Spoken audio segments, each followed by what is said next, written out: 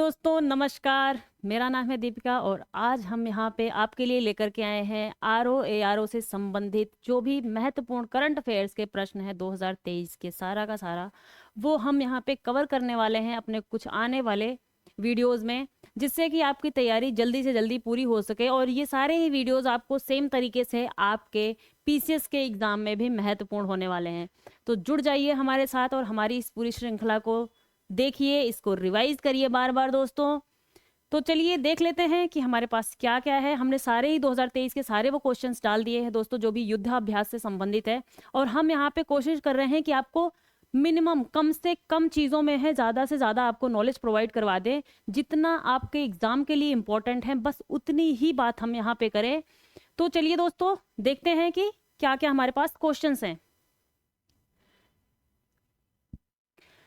Yearly current affairs 2023 पूरे आप जानते हैं कि आप किसी एग्जाम की तैयारी कर रहे हैं तो लगभग आप अगर एक साल का करंट अफेयर्स तैयार कर लेते हैं अपने एग्जाम के लिए, और खास करके जो आपके रिसेंट के 4-5-6 महीने का करंट अफेयर्स होता है वो प्रिपेयर कर लेते हैं, तो वहां से मैक्सिमम क्वेश्चंस आपके एग्जाम के बन जाते हैं दोस्तों। तो इसी को देखते हुए हमने आपके लिए सिर्फ और सिर्फ एक साल का पूरा क्वेश्चन लेकर के आए, जिससे आपका बर्डन भी ज़्यादा ना बढ़े और आपकी तैयारी भी जल्दी से जल्दी हो जाए। और यहाँ पे हमने टोटल वो चीज़ें दी हुई हैं जो आपके एग्जाम में आने वाली हैं, और हम इस बात की को एश्योर कर सकते हैं दोस्तों कि यहाँ से आपको एग्जाम में कोई ना कोई किसी ना किसी तरीके का क्वेश्चन देखने को मिलेगा ही मिलेगा। ठीक है दोस्तों, तो चलिए देखिए दोस्तों, क्या कहते हैं कि अज्ञानी होना उतने शर्म की बात नहीं होती है।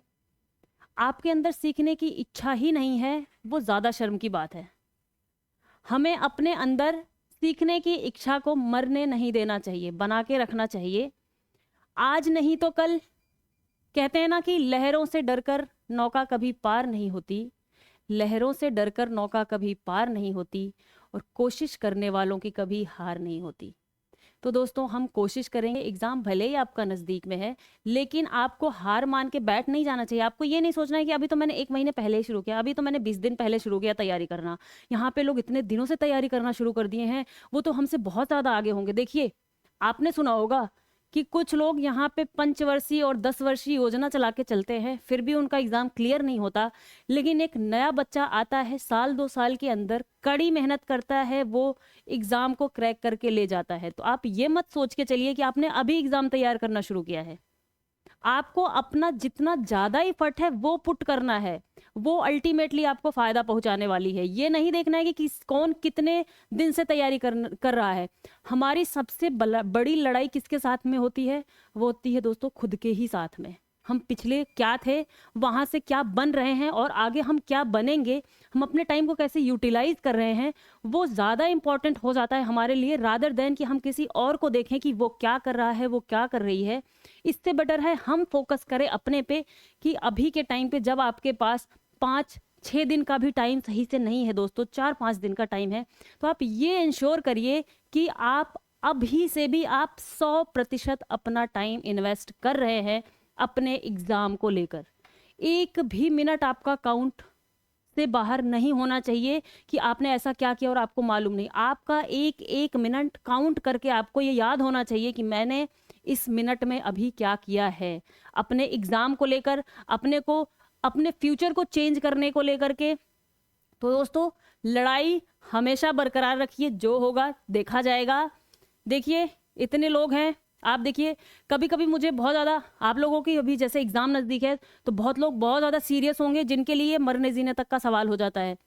तो आप कभी जब आपको टेंशन हो बहुत ज़्यादा ना, तो आप घर के छत के ऊपर जाइए और हर तरफ नज़र दौड़ा करके देखिए, और ये देखिए ना कि आसपास इतने घर हैं और उन इतने घरों में इतने कमरे होंगे और सबके अंदर लोग रहते होंगे, और हर किसी के पास हर अलग अलग तरीके की परेशानियां मौजूद हैं। सिर्फ हम अकेले नहीं हैं जिनके पास ये सिर्फ परेशानी है। आप देखेंगे इतनी पॉपुलेशन है ना, हर व्यक्ति के पास किसी ना किसी तरीके की प्रॉब्लम है, और हो सकता है आपसे कई गुना ज़्यादा सीवियर प्रॉब्लम उसके पास हो और आप उससे बहुत बेटर स्थिति में हो। तो इस टाइम को यूटिलाइज करिए दोस्तों। इसी के साथ में हम ये लेकर के आए हैं जिससे कि आपकी तैयारी और ज़्यादा मजबूत हो, और हम जल्दी जल्दी इस चीज़ को कवर करेंगे जिससे आप इसको 1 बारी देखिए, 2 बारी देखिए, 3 बारी देखिए, और ये रट लीजिए इन सब चीज़ों को, फैक्ट्स को। आपके पॉइंट्स में आए, कहीं पे भी आए, वो आपको ऐसे दिमाग में क्लिक कर जाना चाहिए। जितना भी टाइम बचा है इन्वेस्ट कर दीजिए, रिजल्ट आएगा, देखा जाएगा, लेकिन आपको रिग्रेट नहीं होना चाहिए कि आपने टाइम इन्वेस्ट नहीं किया था। तो चलिए शुरू करते हैं हमारा करंट अफेयर्स का ये सेशन आज का। संवैधानिक पदों के बारे में यहाँ पे हमने बात करी है। क्या क्या है दोस्तों? राष्ट्रपति द्रौपदी मुर्मू हमारी 15वें नंबर की राष्ट्रपति हैं। अगला है उपराष्ट्रपति, हमारे कौन है अभी? जगदीप धनखड़, वो 14वें नंबर के हमारे उपराष्ट्रपति हैं। प्रधानमंत्री नरेंद्र मोदी जी 15वें नंबर के हमारे जो है प्रधानमंत्री हैं। मुख्य चुनाव आयुक्त क्या नाम है उनका? राजीव कुमार नाम है, 25वें नंबर के हमारे मुख्य चुनाव आयुक्त हैं। दोस्तों मैं बस इसको वन लाइन वाल करके जल्दी जल्दी आपको जो है ये कवर कराने की कोशिश करूंगी, जिससे आपका बिल्कुल भी टाइम वेस्ट ना हो, क्योंकि आपके पास अब टाइम ज़्यादा है नहीं, तो हम पूरी कोशिश करेंगे कि आपका टाइम वेस्ट ना होने पाए। तो इसीलिए मैं आपको वन लाइनर एक एक तरीके से कराती चली जा रही हूँ। अब इसमें हम अंदर जाके बहुत ज़्यादा एक्सप्लेन नहीं करेंगे, क्योंकि हमारे पास आप जानते हैं कि अभी ज़्यादा टाइम नहीं है। तो मुख्य चुनाव आयुक्त का क्या नाम है? हमारे राजीव कुमार 25वें नंबर के मुख्य चुनाव आयुक्त हैं। और चुनाव आयुक्त अनूप चंद्र पांडे, के अरुण मिश्रा, ये हमारे 3 लोग होते हैं। उसमें एक है हमारे अनूप चंद्र पांडे जो चुनाव आयुक्त हैं, दूसरे हैं आपके अरुण मिश्रा, और मुख्य चुनाव आयुक्त हैं आपके राजीव कुमार। आगे चलते हैं दोस्तों। नियंत्रक एवं महालेखा परीक्षक CAG, controller and auditor general Girish Chandra Murmu, ये भी मुर्मू जी। नियंत्रक एवं महालेखा परीक्षक हमारे कौन है? CAG, controller and auditor general Girish Chandra Murmu 14वें नंबर के हमारे कैग हैं। अगला है लेखा महानियंत्रक सीजीए, एसएस दुबे हैं, 28वें नंबर के हैं इस बारी हमारे लेखा महानियंत्रक। चलिए आगे चलते हैं अगले पेज पे दोस्तों। संसद राज्यसभा के कुछ फैक्ट्स दिए हैं यहाँ पे, लोकसभा के कुछ फैक्ट्स दिए हैं। जैसा आप देखते हैं कि हमारे आरओ के एग्जाम में ऐसे फैक्ट्स लगातार पूछे जाते हैं, आप नॉर्मली देखते होंगे, तो हमने यहाँ भी ये सारी चीज़ों को डाला है। सभापति अभी कौन है हमारे राज्यसभा के? जगदीप धनखड़ है। जैसा आप सभी जानते हैं कि जो उपराष्ट्रपति होता है पदेन हमारा सभापति हो जाता है हमारे राज्यसभा का। और उपसभापति कौन है? हरिवंश नारायण सिंह है हमारे। और महासचिव कौन है? प्रमोद चंद्र मोदी हैं। विपक्ष के नेता मल्लिकार्जुन खड़गे, मल्लिकार्जुन खड़गे, मैं इन नाम को 2 बारी दोहरा देती हूँ, जिससे आपके दिमाग में थोड़ा सा वो ज्यादा हिट करे और वो आपको याद होने में ज्यादा आसान रहे। सत्तारूढ़ दल के नेता कौन है? पीयूष गोयल। आगे अध्यक्ष कौन है हमारे लोकसभा की, जो हमारी अभी चल रही 17वीं लोकसभा चल रही है। अब आगे आने वाला जो मई में इलेक्शन होगा वो हमारी 18वीं लोकसभा होगी। तो अध्यक्ष अभी कौन है? ओम बिरला है, 17वें हैं वो। विपक्ष के नेता कौन है? अधीर रंजन चौधरी हैं। महासचिव उत्पल कुमार सिंह। देखिए जो हमारी लोकसभा होती है, राज्यसभा होती है, वहां पे विपक्ष का भी एक नेता होता है, सत्ता पक्ष का एक नेता होता है। तो हमने जो है राज्यसभा में जो सत्ता पक्ष के नेता हैं और जो है जो विपक्ष के नेता हैं उनका भी नाम यहाँ पे दे दिया है, और यहाँ पे हमने लोकसभा में भी दे दिया है। तो इसको रिवाइज करिए दोस्तों। चलिए आगे चलते हैं। न्यायपालिका के बारे में कुछ फैक्ट्स देख लेते हैं। भारत के मुख्य न्यायाधीश अभी के टाइम पे कौन है? डीवाई चंद्रचूड़, धनंजय वाई चंद्रचूड़ 15वें नंबर के हमारे सीजेआई हैं, चीफ जस्टिस ऑफ इंडिया हैं। भारत के अटॉर्नी जनरल कौन है अभी के टाइम पे? के वेणुगोपाल, 17वें नंबर के अटॉर्नी जनरल हैं अभी वो। भारत के सॉलिसिटर जनरल कौन है? तुषार मेहता, कई बार आपने नाम सुना होगा, हम अपना जब करंट अफेयर्स की क्लास लेते हैं वहां पे भी हमने कई बार नाम लिया है कुछ कुछ चीजों के रेफरेंस में। राष्ट्रीय हरित अधिकरण, नेशनल ग्रीन ट्राइब्यूनल के अध्यक्ष कौन है? प्रकाश श्रीवास्तव, प्रकाश श्रीवास्तव। सचिव और सलाहकार के बारे में देख लेते हैं कुछ फैक्ट्स हमारे कैबिनेट वगैरह के। कैबिनेट सचिव राजीव गौबा, प्रधानमंत्री के प्रधान सलाहकार तरुण कपूर, प्रधानमंत्री के प्रधान सचिव पीके मिश्रा, और राष्ट्रीय सुरक्षा सलाहकार एनएसए के अजीत डोभाल, अजीत डोभाल। और उपराष्ट्रीय सुरक्षा सलाहकार हमारे कौन है? पंकज कुमार सिंह, पंकज कुमार सिंह। रक्षा सचिव गिरिधर अरमाने, कौन है? गिरिधर अरमाने। विदेश सचिव विनय मोहन क्वात्रा, विनय मोहन क्वात्रा हैं हमारे विदेश सचिव। चलिए आगे बढ़ते दोस्तों।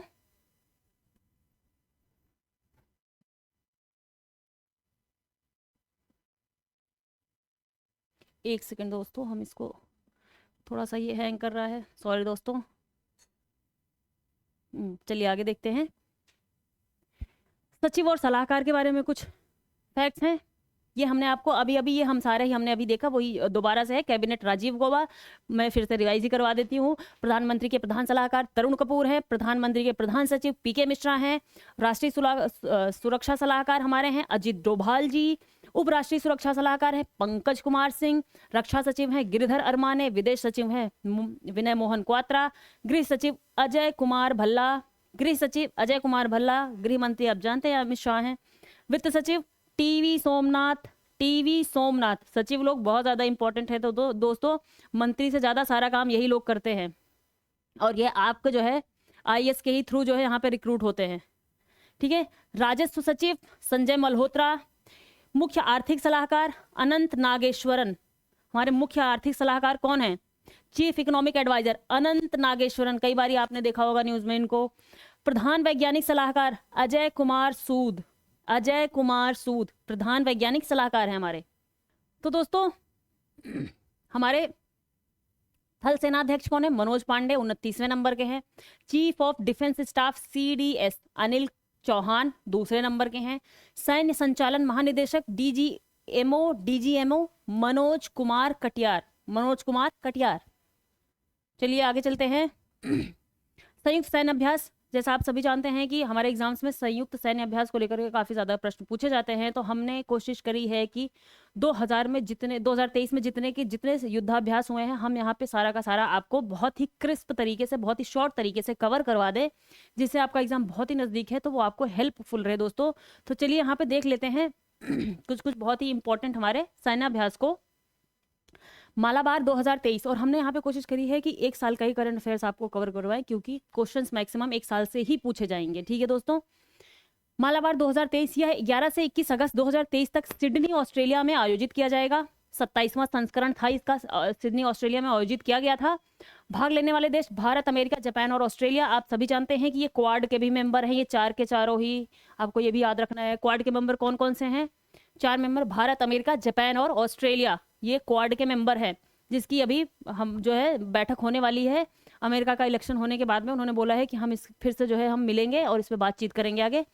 भारतीय नौसेना के स्वदेशी फ्रंटलाइन युद्धपोत आईएनएस सह्याद्री और आईएनएस कोलकाता को हमने जो है मालाबार में भाग लिया था। आईएनएस सह्याद्री ने लिया था और आईएनएस कोलकाता ने।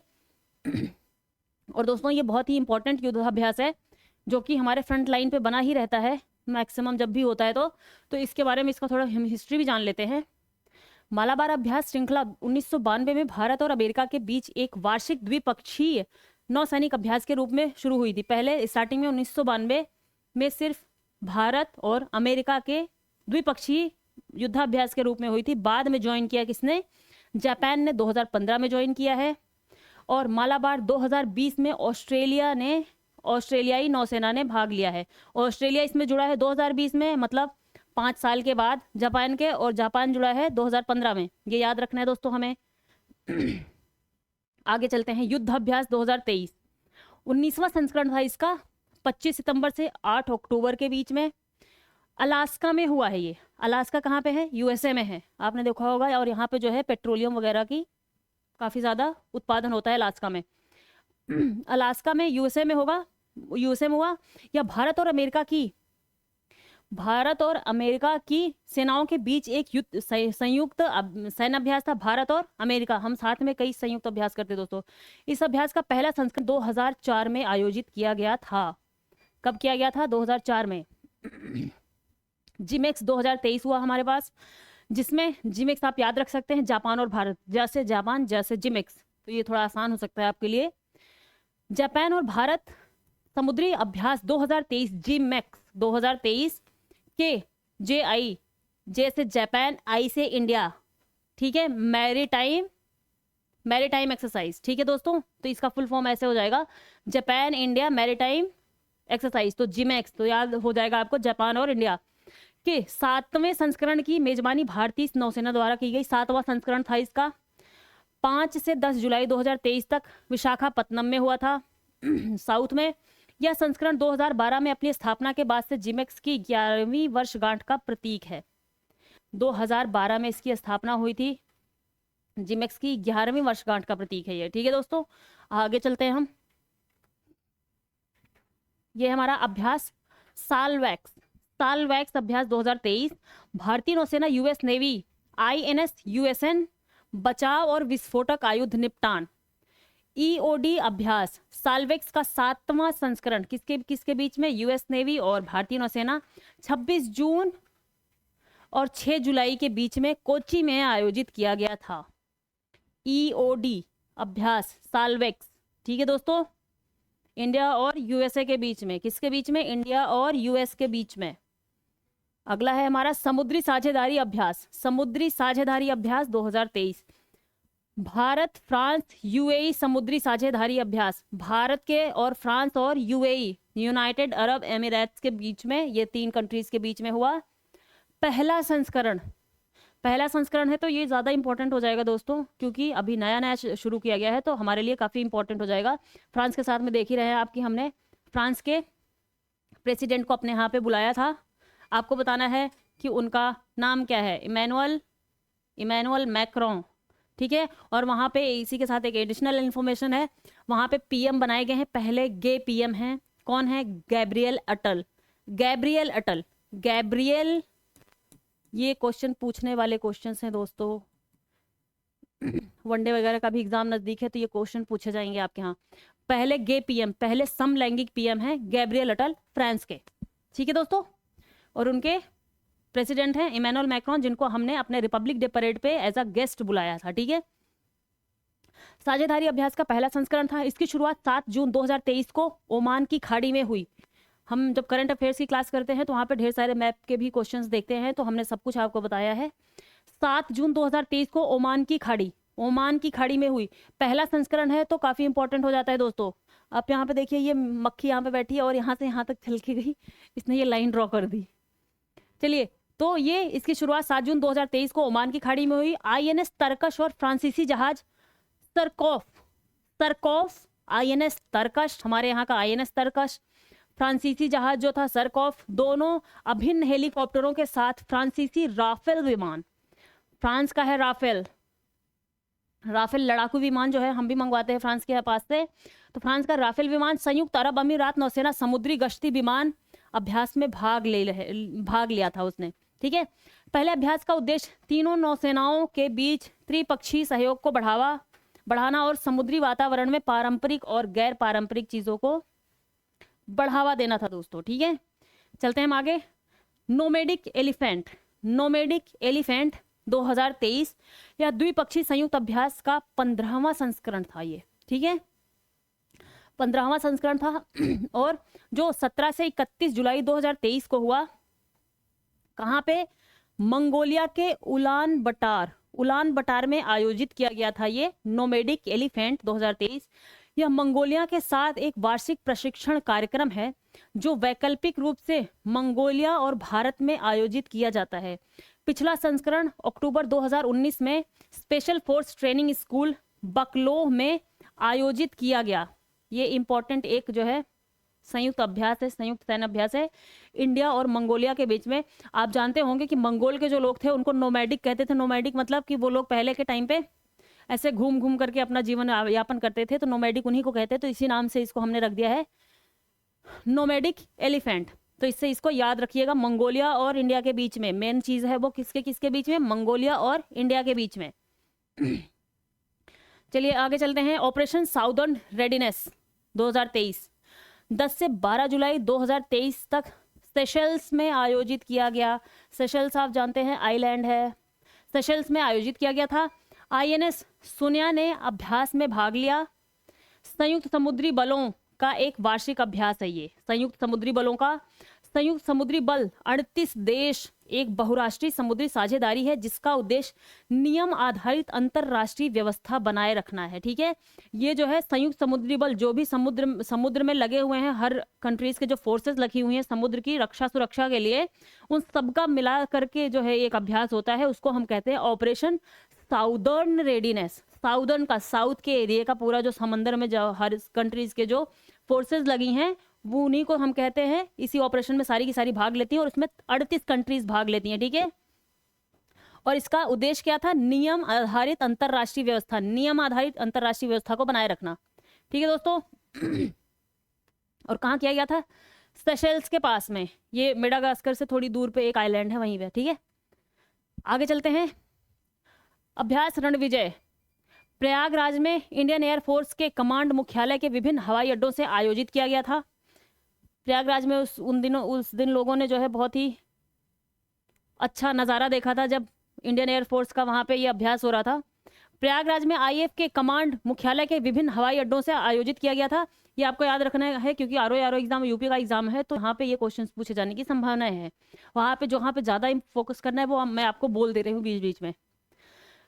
इसका उद्देश्य लड़ाकू पायलटों के कौशल को बढ़ाना और एकीकरण करना। उद्देश्य लड़ाकू पायलटों को बढ़ाना और उनका एकीकरण करना। कहाँ पे किया गया था? प्रयागराज में।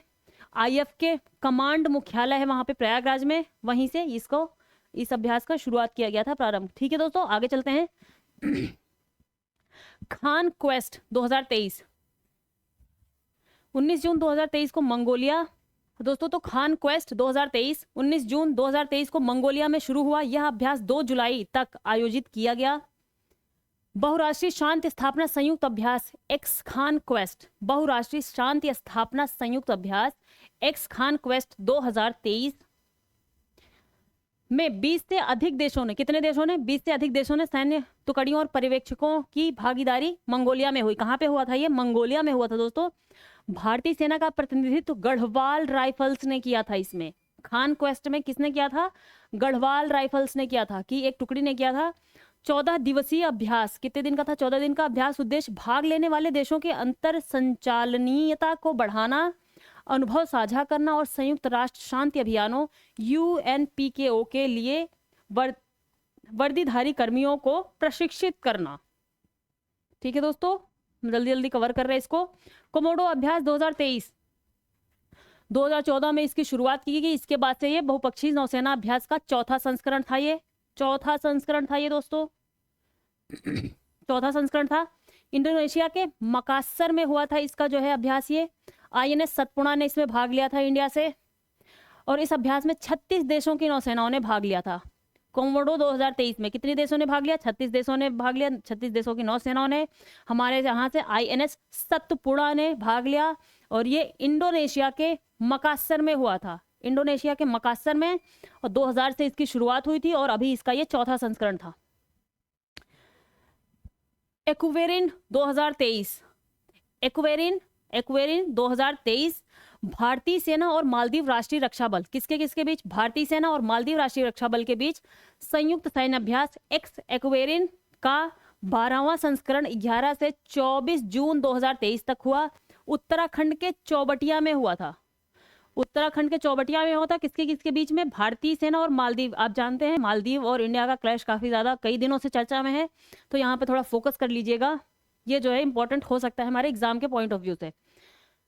एक्वेरिन 2023 इंडिया और मालदीव के बीच में। इसका अर्थ क्या होता है? मित्र। एक्वेरिन का मतलब होता है मित्र। भारत और मालदीव में वैकल्पिक रूप से आयोजित एक द्विपक्षीय वार्षिक अभ्यास है। ये द्विपक्षीय वार्षिक अभ्यास है जो होता है हमारे और मालदीव के बीच में, और इसका 12वां संस्करण था, मतलब 12वीं बार हुआ ये। सॉरी दोस्तों, ये मक्खी आकर के ना डिस्टर्ब कर दे रही हमारे पूरे जो है इसके सेंसर को। चलिए आगे चलते हैं।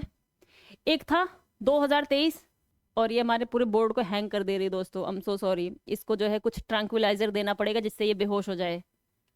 ये इसने आक्रमण कर दिया है इस युद्धाभ्यास पे।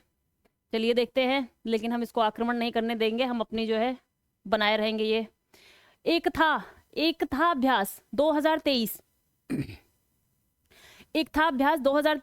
यह भारत और मालदीव को नौसेनाओं के बीच आयोजित एक वार्षिक अभ्यास है। किसके बीच में? भारत और मालदीव के बीच में। जो मालदीव के साथ हम बहुत ज्यादा न्यूज बनी हुई है, तो हमें थोड़ा सा इस पे ज्यादा फोकस करके याद करना पड़ेगा। एक था किसके बीच में? भारत और मालदीव के बीच में नौसेनाओं के बीच आयोजित एक वार्षिक अभ्यास है। मालदीव में आयोजित हुआ था। ये 6वां संस्करण था इसका, 4 जून से 3 जुलाई के बीच में। ठीक है, 6ठा संस्करण था, मालदीव में हुआ था। आगे सुदर्शन शक्ति 2023 सप्त शक्ति कमांड द्वारा राजस्थान और पंजाब में पश्चिमी सीमाओं पर आयोजित 3 दिवसीय अभ्यास था। इसका उद्देश्य सेना का आधुनिकीकरण और परिवर्तन करना है। ये हमारे यहाँ का ही अभ्यास था, इसमें अदर कंट्री नहीं है। इसमें कौन कौन से? सप्त शक्ति कमांड सप्त शक्ति जो कमांड है उसके द्वारा राजस्थान और पंजाब का जो पश्चिमी सीमा है, पश्चिमी सीमा आप समझ रहे हैं, जो बॉर्डर से लगता हुआ हमारा सीमा है, हमारी सीमा है, वहां पे आयोजित ये 3 दिवसीय अभ्यास था। और इसका उद्देश्य क्या था? आधुनिकीकरण करना हमारी सेना का और परिवर्तन करना। चलिए आगे चलते दोस्तों। एम 2023, इसका मतलब आसियान भारत समुद्री अभ्यास से है। भारत और आसियान के बीच में है ये दोस्तों, ये याद रखना है। हार्बर चरण 2 से 4 मई 2023 तक चांगी नौसेना बेस पर आयोजित किया गया था। और समुद्री चरण, इसमें 2 चरण हैं, एक हार्बर चरण है, ठीक है दोस्तों, वहां पे जो उनका पोर्ट वगैरह का एरिया होगा वो चरण होता है। वो कब कब हुआ था? 2 से 4 मई 2023 को चांगी नौसेना बेस पर आयोजित हुआ। दूसरा इनका समुद्री चरण है, समुद्र वाला 7 से 8 मई 2023 तक दक्षिण चीन सागर में हुआ था। दक्षिण चीन सागर आप जानते हैं, साउथ चाइना सी बहुत ज्यादा न्यूज में बना है। वहीं पे ही 1-2 इन्फॉर्मेशन मैं आपको और बता दे रही हूँ। वो क्या है? आपका स्प्रेटले आइलैंड है, स्प्रेटले आइलैंड, इस पे जो है न्यूज आई थी अभी अभी, तो मैं ये बता दे रही हूँ ये कहाँ पे है, आपका साउथ चाइना सी में है। दूसरा है आपका पार्सेल आइलैंड, पार्सेल आइलैंड ये भी आपका जो है साउथ चाइना सी में है। और इन दोनों ही आइलैंड को लेकर के वहां पे वियतनाम और जो है जापान और क्या कहते हैं थाईलैंड, इंडोनेशिया, ये सब जो है इस पे वो करते हैं, अपना कब्जा जमाने की करते हैं। सॉरी, थाईलैंड नहीं, इंडोनेशिया, वो 4-5 जो कंट्रीज हैं आसपास की, वो जो है सब इस पे क्लेम करती हैं कि ये हमारा है, और चाइना कहता है हमारा है। तो अभी अभी न्यूज में था तो मैंने आपको इसको भी बता दिया। दक्षिणी चीन सागर में है ये। तो इनका 2 चरण होता है एम अभ्यास का, हार्बर चरण होता है, दूसरा होता है आपका समुद्री चरण, ये याद रखना है हमें। और ये आसियान भारत समुद्री अभ्यास है। आसियान जो है, आसियान जो राष्ट्र है उनकी कंट्रीज है, और उनके साथ में भारत के साथ इसका समुद्री अभ्यास है। और INS सतपुड़ा, इसके पहले हमने देखा कि INS सतपुड़ा कहाँ पे थी। चलिए चलते हैं सुदर्शन शक्ति के, सॉरी दोस्तों देख लेते हैं, उसने हमारी स्लाइड को आगे पीछे कर दिया। एम को हमने देख लिया। INS सतपुड़ा, INS सतपुड़ा जो है INS सतपुड़ा जो है, आगे देख लेते हैं। एम को मैंने बता दिया। INS सतपुड़ा आप बताइए, इसके पहले भी हमने देखा INS सतपुड़ा ने किस में भाग लिया था। हमारे INS सतपुड़ा ने रिवाइज करिए और इसको बताइए। 2 हमारे सैन्य अभ्यास में भाग लिया है INS सतपुड़ा ने। आप बताइए पिछले वाला कौन सा है, अभी अभी मैंने आपको बताया है। चलिए आगे चलते हैं। अरे यार, ये मक्खी सच में डिस्टर्ब कर रही है। आप लोग देख रहे हैं ये मक्खी यहाँ, ठीक है दोस्तों, मैंने एम को आपको बता दिया एम के बारे में। आगे चलते हैं। देख रहे हैं आप, इस एक मक्खी ने नाक में दम कर दिया हमारे, हालांकि हमने उसको मारा नहीं है, आप इसकी बात की टेंशन मत लीजिएगा। बुलंद भारत अभ्यास, बुलंद भारत अभ्यास, इसका संचालन भारतीय सेना द्वारा किया जाता है। इसका फोकस निगरानी और अग्निशक्ति परीक्षण पर है। इसका फोकस किस पे? निगरानी और अग्निशक्ति परीक्षण पे है। ये हमारी ही नौसेना करती है बुलंद भारत अभ्यास, इसमें और कंट्रीज नहीं होती है दोस्तों। आगे अल मोहम्मद अल हिंदी 2023, अल मोहम्मद अल हिंदी 2023, यह भारत और सऊदी अरब के बीच एक द्विपक्षीय समुद्री अभ्यास है। यह इस अभ्यास का दूसरा संस्करण था। यह इस अभ्यास का दूसरा संस्करण था जो अल जुबैल सऊदी अरब में हुआ। कहाँ पे हुआ? सऊदी अरब में हुआ है। ये भारत और सऊदी अरब के बीच का द्विपक्षीय समुद्री अभ्यास है। इंपॉर्टेंट है दोस्तों, अल मोहम्मद अल हिंदी। वैसे भी आप अल मोहम्मद अल हिंदी से इसको याद रख सकते हैं नाम के हिसाब से।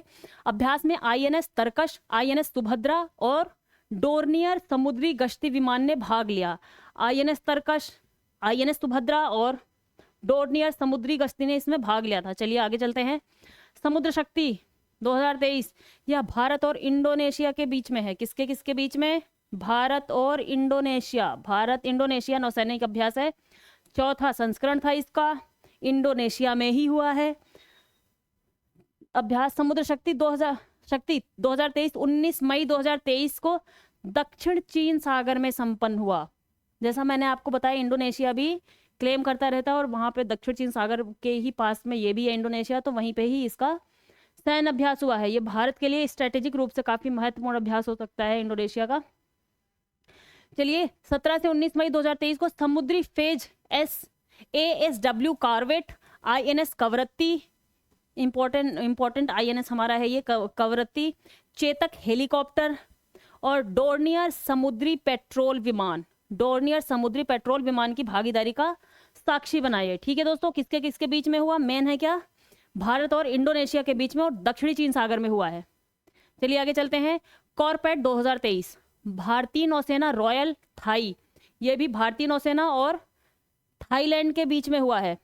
रॉयल थाई, भारतीय नौसेना और रॉयल थाई, जैसे मैंने आपको एक भी बताया है, लेस मैजेस्टे लॉ होता है थाईलैंड का, जहाँ पे वहाँ के जो रॉयल होते हैं, जो राजा रानी होते हैं, उन पे हल्का सा भी कुछ कमेंट कर दिया, किसी ने कुछ बोल दिया, तो बहुत ही कठोर सजा दी जाती है। और ये दुनिया का सबसे टफेस्ट लॉज में से एक है लेस मैजेस्टे लॉ, वो है आपका थाईलैंड का।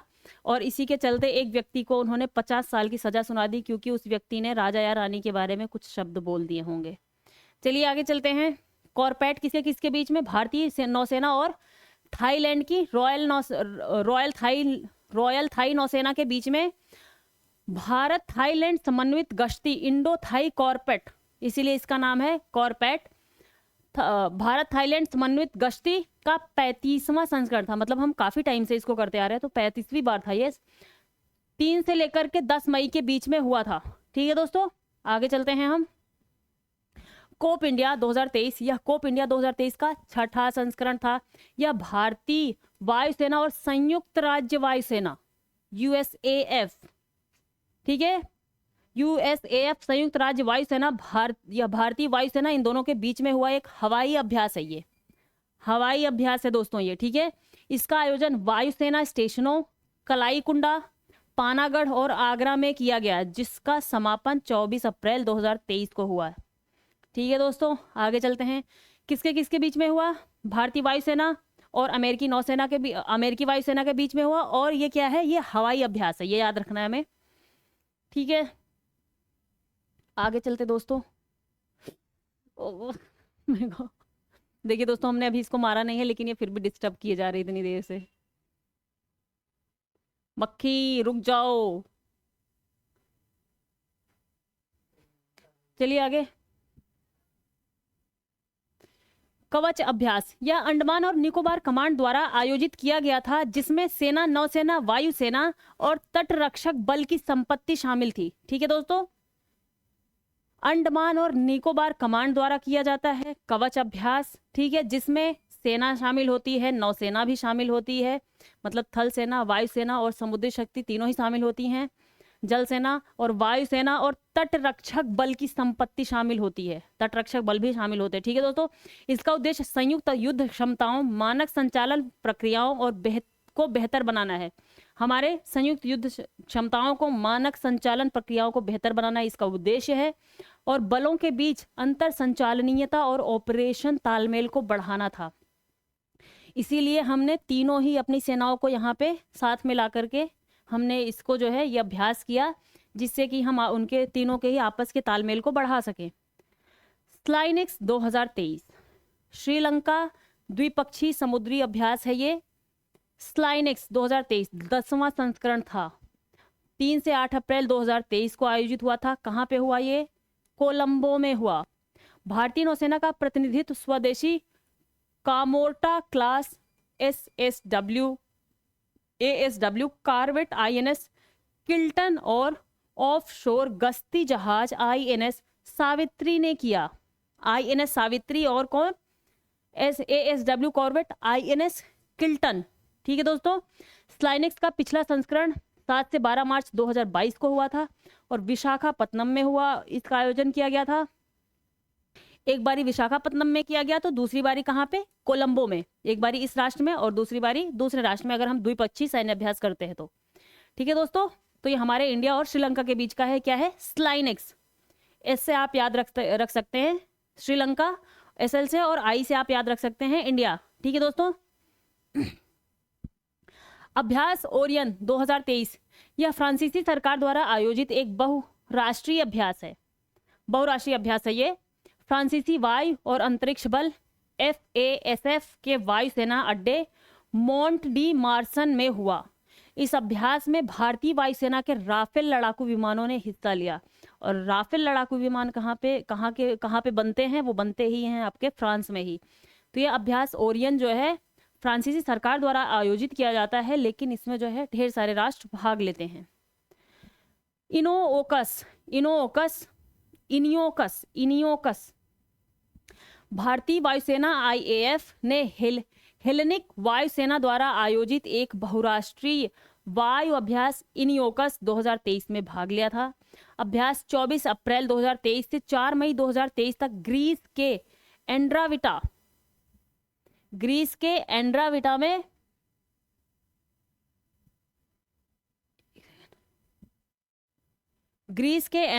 में दोस्तों ग्रीस के एंड्राविटा एयर बेस पर आयोजित किया गया था। ये कहाँ पे, हेलेनिक वायुसेना ग्रीस की और भारत की वायुसेना, इन दोनों के बीच में हुआ था। भारतीय वायुसेना के ने 4 Su-30 MKI और 2 C-17 विमानों के साथ भाग लिया था। यहाँ पे ये ग्रीस में हुआ था। ठीक है दोस्तों, ये भी बहुराष्ट्रीय वायु अभ्यास है। बहुराष्ट्रीय, कई राष्ट्र इसमें शामिल होते हैं। आगे शिन्यू मैत्री 2023 भारतीय वायुसेना ने Japan air self defence force JASDF के साथ अभ्यास शिन्यू मैत्री में भाग लिया। आप समझ सकते हैं कि शिन्यू नाम से आप इसको याद रख सकते हैं। शिन्यू जैसे नाम जो है जापान में होते हैं। तो शिन्यू मैत्री यह अभ्यास भारत जापान संयुक्त सेना अभ्यास धर्म गार्जियन के मौके पर आयोजित किया गया था, जो 13 फरवरी 2023 से 2 मार्च 2023 तक कोमात्सु जापान में आयोजित किया गया था, धर्म गार्जियन के मौके पर। ठीक है दोस्तों, इंडिया और जापान के बीच में शिन्यू मैत्री फ्रिंजेक्स 2023। फ्रिंजेक्स भारतीय सेना और फ्रांसीसी, कौन से, फ्रांसीसी, फ्री से फ्रांस का ही नाम आएगा, और आई से इंडिया का, भारतीय सेना और फ्रांसीसी सेना के बीच पहला संयुक्त सैन्य अभ्यास फ्रिंजेक्स 23 7 और 8 मार्च 2023 को पैंगोडे सैन्य स्टेशन तिरुवनंतपुरम में किया गया, केरल में। ठीक है, केरल में आयोजित किया गया था फ्रिंजेक्स सैन्य अभ्यास। यह पहली बार है कि दोनों देशों की सेनाएं इस प्रारूप में शामिल हुई थी। प्रत्येक टुकड़ी में तिरुवनंतपुरम स्थित भारतीय सेना के जवानों और फ्रांसीसी 6वीं लाइट आर्म्ड ब्रिगेड की एक कंपनी समूह शामिल थे। ये पहली बार था जब हमारी संयुक्त सैन्य अभ्यास था जिसमें जो है फ्रांस की सेनाएं शामिल हुई थी, क्योंकि हमने जो है अपने रिपब्लिक डे के परेड पे जो चीफ गेस्ट बुलाया था वो फ्रांस के ही प्रेसिडेंट को बुलाया हुआ था।